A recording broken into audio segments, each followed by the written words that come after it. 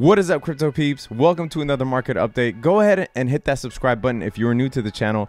Before I get into why there are good signs on the horizon for cryptocurrency, let us do a quick market update. Bitcoin is currently trading at around $6,860. It's currently coming out of this falling wedge pattern, and it's been trading sideways since around March 30th. Well, do it live! Fuck it! Do it live!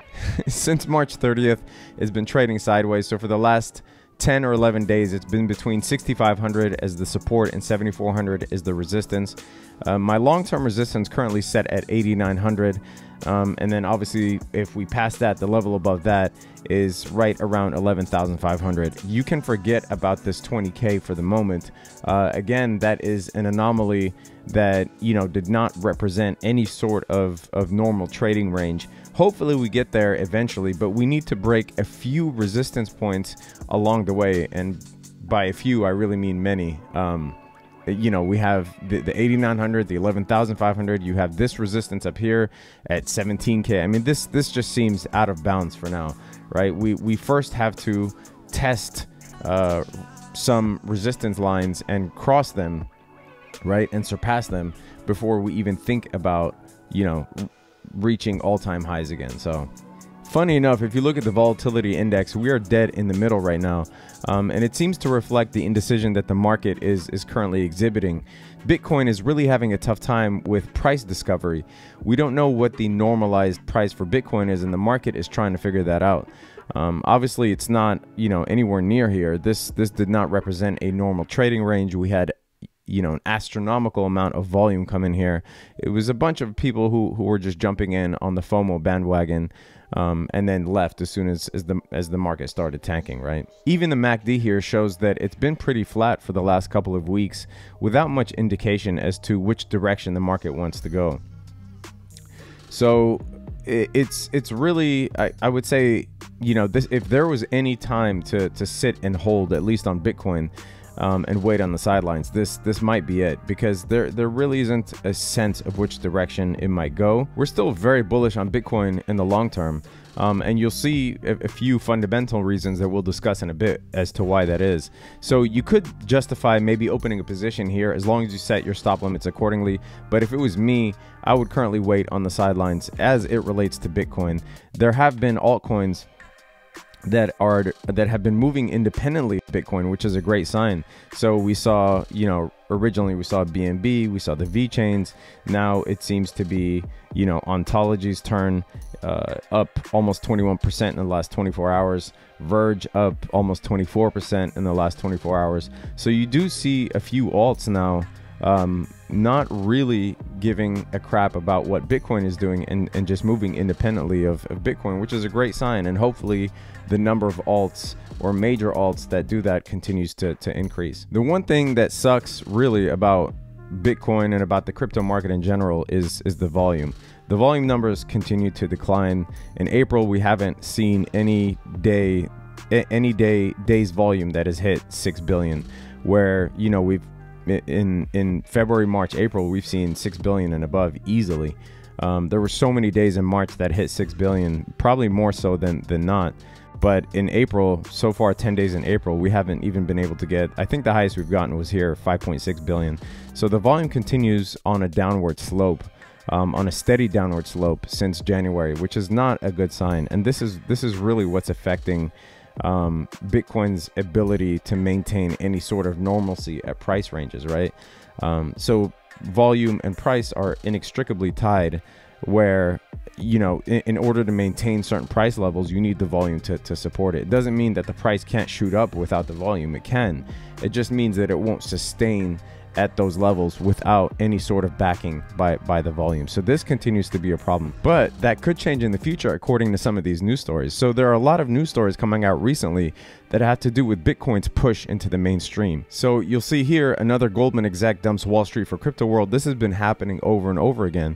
So early cryptocurrency investor Mike Novogratz has hired Goldman Sachs executive Richard Kim as a new chief operating officer for his merchant bank Galaxy Digital. And you'll see earlier that Block Tower Capital recruited former Goldman executive Michael Buchella in January. Block Tower itself was founded by Matt Gaetz, who is a former Goldman vice president. James Radecki, another Goldman exec who is now in the crypto world. In my view, any push to attract Wall Street traders and hedge fund managers and people with large amounts of money into the crypto space is a good thing, because we need that volume to shoot up. Another news story: Rockefeller's VC arm Venrock partners with CoinFund. Exec highlights focus on long term. Venrock, the official venture capital arm of the Rockefeller family, has partnered with crypto investment group CoinFund to support cryptocurrency and blockchain business innovation, Fortune reported April 6th. When asked about Bitcoin's recent failure to strongly stay above 7,000, Venrock partner David Pakman told Fortune that the price of a single currency over the next day, week, month, or year is not what they thought about when deciding to partner with a crypto investment group. We're really patient long-term investors. We're wondering what happens over the next 5 to 10 years. Can we have a fundamental change to a number of different markets because of a distributed ledger, a token economy that all participants can take part in? So this is good news that these bigwigs are actually thinking long-term in terms of 5 and 10 years. I mean, we open up TradingView every single day and CoinMarketCap every single day, and we fret over the price of Bitcoin and what the market's going to do. But in reality, what you want is for this to be a long-term game. You want this market to challenge traditional markets. And you see here another headline. This is on Cointelegraph. 2018 mature crypto market will draw more investment, see less volatility, analysts say. So we've been saying this for a while, right? This is kind of a chicken or the egg problem, that we won't see institutional investors or serious investors come into the crypto space until there's less volatility. But in order for there to be less volatility, there has to be more volume.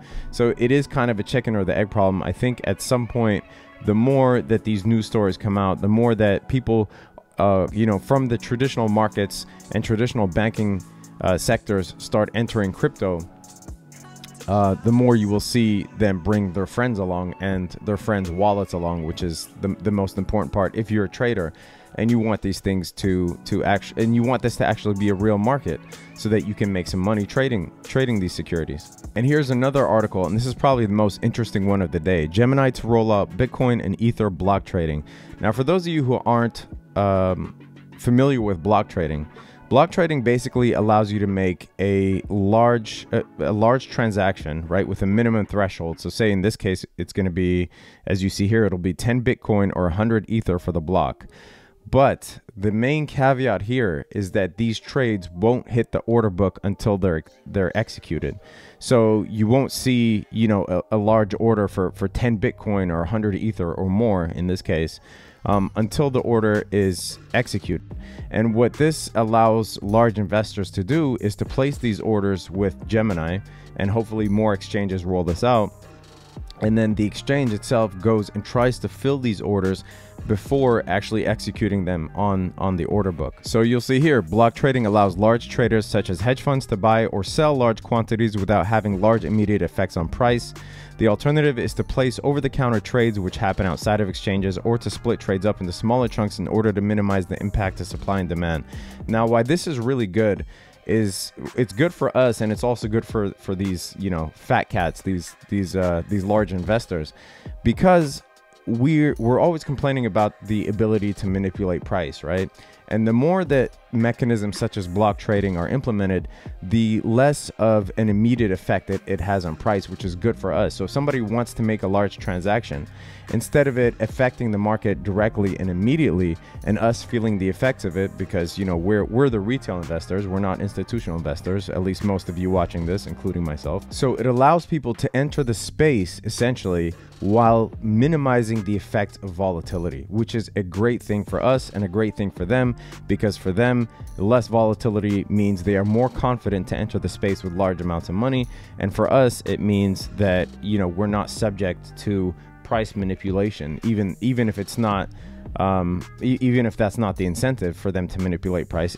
The price can still be manipulated because the volume is so low. So you take something like the introduction of a mechanism like block trading into crypto, along with the Coinbase index fund, which is going to launch later this year, and expectedly more coins to be added to Coinbase, along with over-the-counter exchanges like Circle Trade that allow institutional investors to make large purchases or sales in crypto, along with the fact that the blockchain ETFs launched on NASDAQ and the New York Stock Exchange earlier this year. These are all good signs for cryptocurrency. When you look at a crypto chart or you look at CoinMarketCap and you're afraid that cryptos is gonna, disappear into the ether, no pun intended, or that the market cap is gonna drop to zero eventually, these people wouldn't be making these sorts of moves if that was the case, right? Like, there is a future for crypto. This is still a very young market in its infancy, or this is actually like pre-infancy, and we're the early adopters. So that's something to hold your head high about. So yes, while we're not at a $20,000 Bitcoin or an $800 billion market cap like we were at the end of December, these are still really exciting times. And the fact that the future is unknown is really adrenaline rushing. I mean, we have a 20K target right now,